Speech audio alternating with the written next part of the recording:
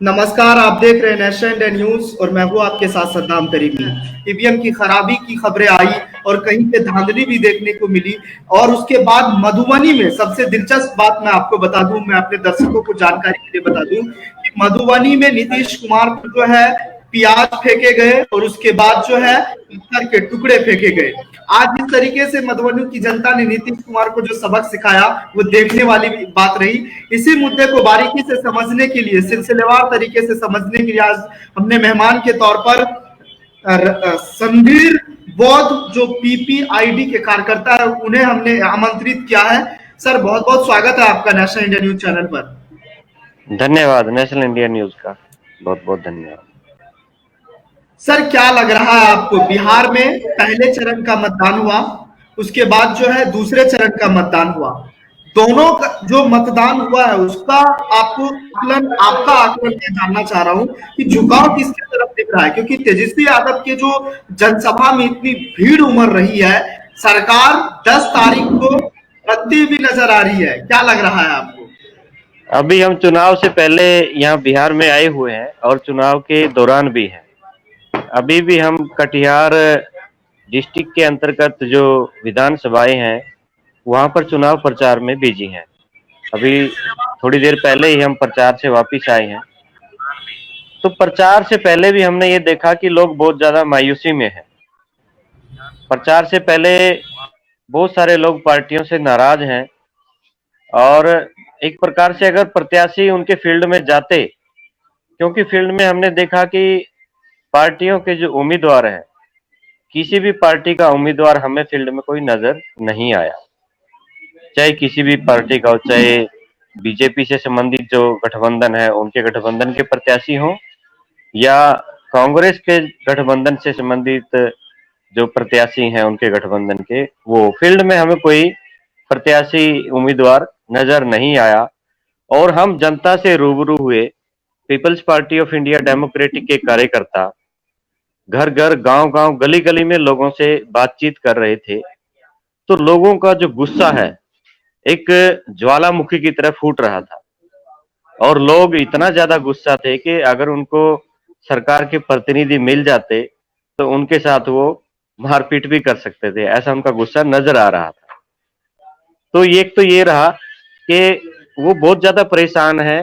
कांग्रेस और उसके सहयोगी दल जो पिछड़े वर्ग के दल हैं उनके साथ मिले हुए हैं, उन्होंने उनके साथ बहुत बड़ा विश्वासघात किया है। और इसी तरह उस विश्वासघात से तंग होकर जो एनडीए क्या नाम बीजेपी के संबंधित जो गठबंधन है उससे पिछड़े वर्ग के साथ जो दल है उनके साथ लगे हुए हैं, वो उनको लेके आए और उनसे भी बहुत ज्यादा नाराज है। उनका राज भी वो देख चुके हैं। तो इससे बहुत बुरी तरह से त्रस्त है जनता। और इसी त्रस्त मतलब उनके अंदर इतना ज्यादा दुख है। उनके घरों में जाओ, उनके पुराने लकड़ी जैसे घर बने हुए हैं। और किसी बच्चे से पूछो, जैसे पर्चे मांगते हैं ना बच्चे, भाई पंपलेट दो, हमें पर्चा दो, तो उनसे हम पूछते हैं कि ये पढ़ के सुनाओ। 10-10, 11-11, 12, 14, 15 साल के बच्चे भी उनको जब पूछते हैं कि ये पर्चा पढ़िए आप, फिर आपको पर्चा देंगे, तो पढ़ नहीं पाते, वो बता नहीं पाते। इतने ज्यादा एक शिक्षा का इन्होंने ऐसा माहौल खराब किया। और मजदूरी की वजह से तो लोग इतना ज्यादा दुखी हैं कि इनको प्रॉपर रोजगार नहीं है, जिसकी वजह से जगह जगह इनको भटकना पड़ता है अलग अलग राज्यों में। इससे भी बहुत ज्यादा दुखी थे लोग, ऐसा उन्होंने बताया। और वो जो गुस्सा उन पार्टियों पे उतारना चाहिए था उन्होंने, जो पहले सरकारें रही, वो गुस्सा उन्होंने हमारे ऊपर भी उतारा। उनको लगा ये भी ऐसे ही लोग हैं। तो हमने कहा कि हम तो वही पहली बार आए हैं, People's Party of India Democratic पहली बार बिहार में चुनाव लड़ रही है, और हम आप लोगों के फोन नंबर लेके जाएंगे, आपका संपर्क नंबर लेके जाएंगे और आपसे हम रूबरू हो रहे हैं। उन्होंने यही सवाल किया कि आप लोग पहले क्यों नहीं आए। तो हमने कहा कि पहली बार हम चुनाव लड़ रहे हैं, लेकिन कुछ सामाजिक संगठनों के माध्यम से हमारे लोग निरंतर सामाजिक समस्याओं को उठाते रहते हैं। तो हम पहली बार लड़ रहे हैं, तो चुनाव के पहले भी हम आए हैं, अब चुनाव के बीच में भी हैं और चुनाव के बाद भी हम आएंगे, चाहे हम हारें या जीतें, हम जनता को जागरूक करने आए हैं। तो ये हमने लोगों से बातचीत की। और रहा अभी चुनाव में वोट पड़ने की बात, वोटिंग के दौरान बहुत सारी जगह है, अभी एक एक घंटा दो दो घंटा भी ईवीएम में बहुत ज्यादा परेशानी रही। काफी सारे कार्यकर्ताओं ने हमें फोन करके बताए। और दूसरा, कुछ लोगों को जैसे कहीं से कोई पैदल चल के आया तो उनको मशीन से चेक करते हैं ऐसे लगा के, तो टेम्परेचर शो करता है कई बार, क्योंकि आदमी जब आता है तो थोड़ा सा उसका टेम्परेचर बढ़ जाता है, पैदल चलता है। तो उस दौरान बहुत सारे लोग जैसे पहले लाइन में थे, तो मशीन से चेक किया, जब उनको लाइन से बाहर निकाल दिया और आखिर में उसकी बारी आई। तो इससे बहुत ज्यादा लोग नाराज हुए, जबकि कोरोना का ऐसा बहुत सारे जो लोकल लोग हैं, जो कमा के खाने वाले लोग हैं, उनको कोरोना का कोई भय नहीं था। इसका भय, जो डर है, वो सिर्फ जो कोठियों में हाई फाई आलीशान मकानों में रहते हैं, एसी में रहते हैं, हवाई जहाजों में चलते हैं, उन्हीं लोगों का कोरोना का डर था। और यहाँ के मूल निवासी जो लोग हैं, जो मिट्टी में खेलते हैं, मिट्टी में लगातार काम करते हैं, मिट्टी से जुड़े हुए लोग लोग जो हैं, उनको कोरोना का कोई भय नहीं है, और ना ही उनको कोरोना है, ना हो भी नहीं सकता। क्योंकि मूल निवासी लोगों का डीएनए इतना ज्यादा मजबूत है, कमा के खाने वाले लोगों को ऐसी छोटी छोटी बीमारियां नहीं परेशान कर सकती। वो जो बड़े बड़े लोग हैं, जो सिर्फ धूल मिट्टी से, थोड़ी सी भी धूल मिट्टी उनकी गाड़ी में चलेगी तो उनको छींक आने लग जाती है। तो ऐसे लोगों ने बताया कि हम कोरोना से डरने वाले नहीं हैं। लेकिन इन लोगों ने, जैसे डीएम ऑफिस में जाते हैं, एसडीएम ऑफिस में जाते हैं, लोग पुलिस के पास कोई शिकायत लेके जाते हैं कुछ काम, तो वहीं बाहर जो काम डॉक्टरों ने करना चाहिए, मेडिकल स्टाफ ने करना चाहिए, वो पुलिस के लोग कर रहे हैं। उनको मास्क दे दिया जाता है। बेचारा गरीब आदमी दिहाड़ी मजदूरी करके 20-50 रुपया किराया लगा के कोई शिकायत देने के लिए आता है, तो 50 रुपए का उस पर वो फाइन भर देते हैं तुरंत, भाई मास्क आपने नहीं लगाया और आपको 50 रुपए फाइन दिया जाता है। ऐसे जनता को डराया गया। तो मास्क का और कोरोना का भय दिखाकर ये जनता को एक प्रकार से ऐसा लगता है कि बहुत सारी इन्होंने गड़बड़ी भी की है, और ये एक सत्ता हथियाने का इनका एक षड्यंत्र नजर आता है।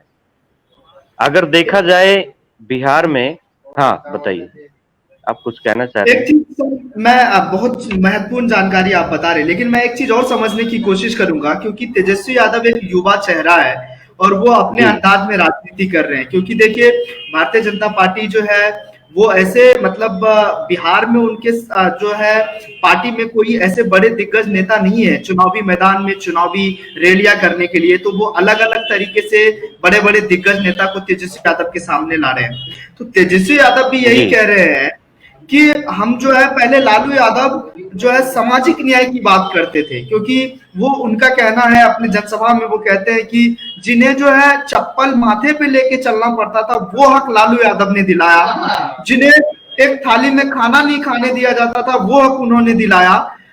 अब जो है तेजस्वी यादव आर्थिक न्याय की बात करेंगे, आपको क्या लग रहा है? तो इसमें तो हम ये कहना चाहते हैं जी, सद्दाम जी, क्योंकि भारत का संविधान लागू होने के बाद कांग्रेस को पूरा अवसर मिला कि भारत की जनता को बराबरी के अधिकार दिए जाएं, और जब कांग्रेस ने कोई अधिकार नहीं दिए तो मंडल आयोग का एक आंदोलन चला। मंडल आयोग के आंदोलन में पिछड़े वर्गों की आवाज उठी कि 52% आबादी के लोगों को उनका अधिकार दिया जाए, लेकिन 52% के लोगों को 27% अधिकार मिला। और उसी मंडल आयोग, मंडल जो आंदोलन था, मंडल आंदोलन की उपज है ये लालू जी, मुलायम जी और नीतीश जी और मायावती जी। तो इन लोगों ने उस मंडल आयोग की जो आंदोलन था उसका फायदा उठाया, लेकिन उसका फायदा फायदा सिर्फ परिवार के लिए उठाया।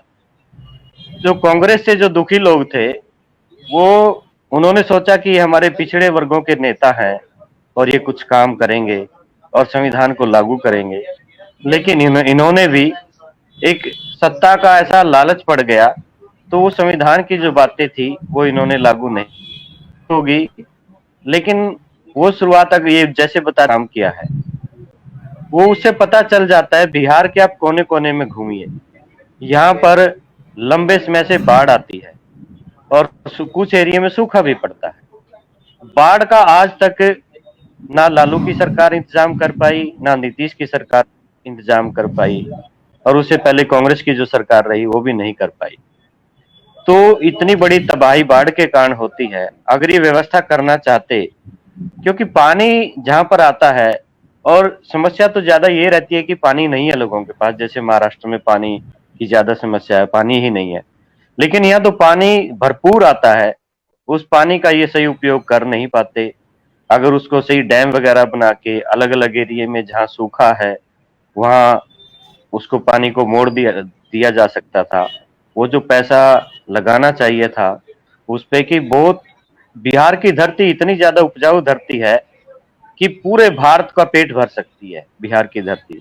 और ये इतिहास भी बताता है कि सम्राट अशोक के समय भारत में इतना अन्न होता था, वो अन्न हम विदेशों में जो बेचते थे उसके कारण हमें बहुत ज्यादा मात्रा में सोना मिलता था, और हमारा यहाँ पूरा देश एक प्रकार से सोने की चिड़िया था, सिर्फ अन्न के बदले ही। लेकिन इन लोगों ने इतना ज्यादा मजबूर कर दिया। अभी मैंने बहुत सारे एरिया में देखा इधर घूम के, कहीं केले होते हैं, कहीं आम के पेड़ हैं, कहीं अलग अलग तरह की बहुत सारी दालें हैं, और इतनी सारी फसलें यहाँ पैदा होती हैं। अगर उसका सही उनको साधन संसाधन मिले किसानों को, तो बहुत बढ़िया उपज यहाँ पैदा कर सकते हैं वो।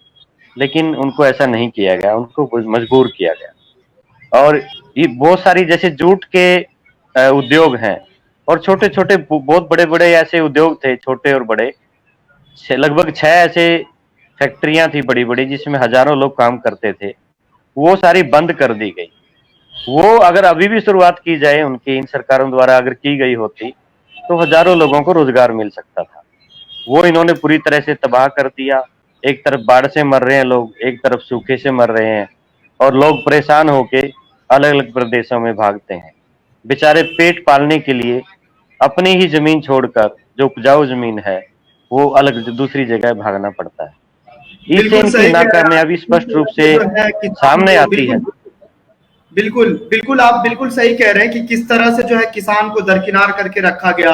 वहां पे चीनी मिल हो, जैसे आपने कई सारे जो है मतलब उद्योग का भी जिक्र किया कि वहां वो चालू नहीं है, अगर वो चालू होता तो रोजगार मिल सकता था। लेकिन मैं आपसे और एक बेहद जो है महत्वपूर्ण सवाल है वो मैं आपसे जानना चाहता हूँ सर।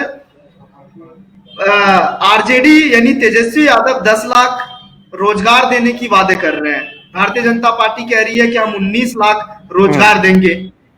पीपीआईडी के अगर मतलब सत्ता आती है तो आप जनता के लिए क्या करेंगे सर? पीपीआईडी 10 और 5 लाख की या 20-19 लाख की ऐसी कोई घोषणा नहीं करती। और पीपीआईडी का पूरा एक खाका बनाया हुआ है हमने, कि हमारा सबसे बड़ा उद्देश्य भारत के संविधान को लागू करना है। और भारत के संविधान में लिखा है कि समता, स्वतंत्रता, बंधुता और न्याय, इसको स्थापित करने के लिए जितनी भी सरकारी योजनाएं, जैसे हमने एक समान शिक्षा प्रणाली का अपने एजेंडे में शामिल किया है कि हम एक समान शिक्षा प्रणाली लागू करेंगे। उसके साथ साथ ज्यादा से ज्यादा सरकारी उपक्रम लगाए जाएंगे। ज्यादा से ज्यादा सरकारी उपक्रम लगेंगे, उनमें ज्यादा सरकारी नौकरियां रहेंगी, और ज्यादा सरकारी नौकरियां रहेंगी तो उसमें ऑटोमेटिकली ही बहुत बड़ी संख्या में, ये तो लाखों की बात करते हैं, हम करोड़ों लोगों को रोजगार दे सकते हैं। क्योंकि सिर्फ किसानों की ही अगर ले लिया जाए, इतनी बड़ी जमीन यहाँ पर खाली पड़ी रहती है।